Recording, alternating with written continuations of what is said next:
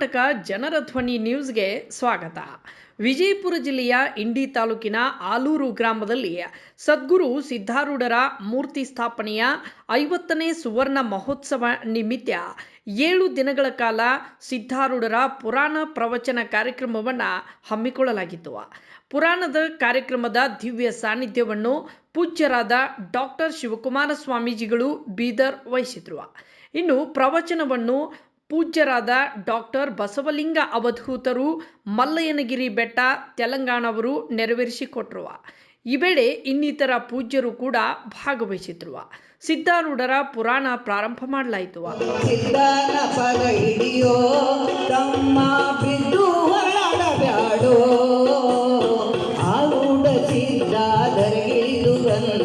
ಶಿವನ ರೂಪ ನೋಡೋ, ಆರುಣ ಸಿದ್ಧಾಧರಗಿಳಿದು ಬಂದ ಶಿವನ ರೂಪ ನೋಡೋ.